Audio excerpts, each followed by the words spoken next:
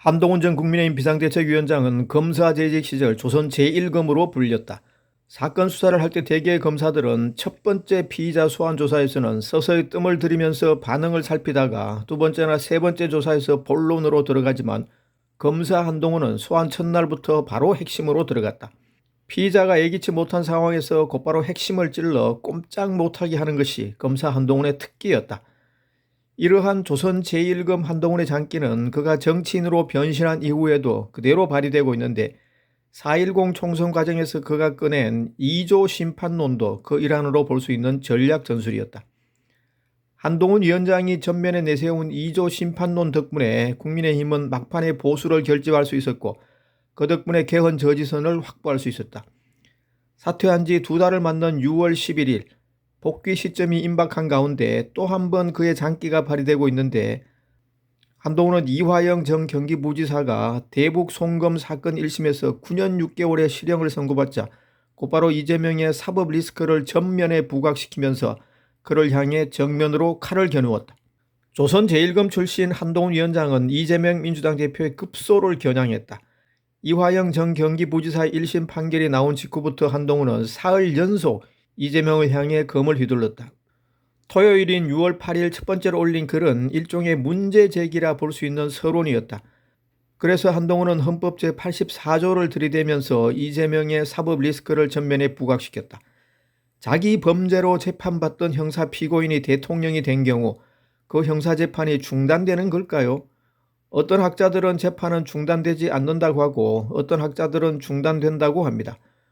헌법 제84조 대통령은 내란 또는 외환의 죄를 범한 경우를 제외하고는 재직 중 형사상의 소추를 받지 아니한다 해서 소추에 재판이 포함되느냐의 해석 문제겠죠.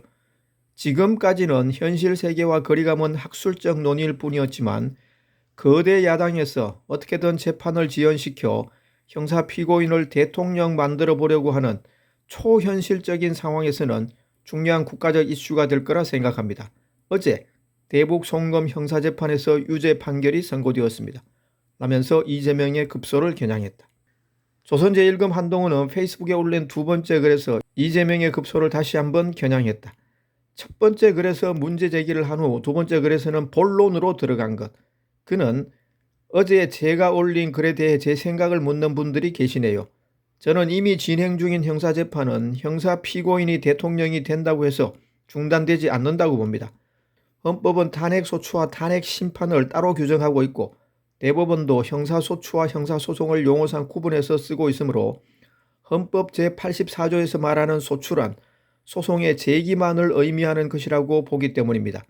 달리 보는 학자들도 있지만 다 떠나서 중대범죄로 재판 중인 형사 피고인이 대통령이 되려 하는 초현실적 상황에 대해 우리 헌법이 진지하게 생각해 보지 않았을 것 같습니다.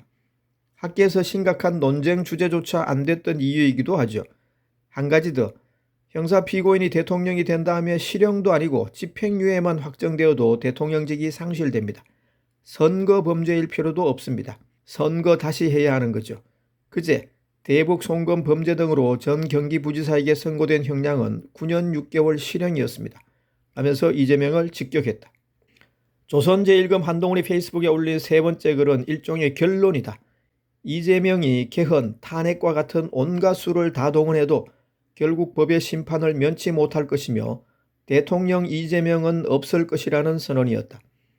공범들이 관련 재판들에서 줄줄이 무거운 실형으로 유죄 판결 받고 있으니 자기도 무죄 못 받을 거 잘 알 겁니다. 그러니 대통령 당선을 감옥 가지 않을 유일한 탈출구로 여기는 거겠죠. 그러기 위해 1.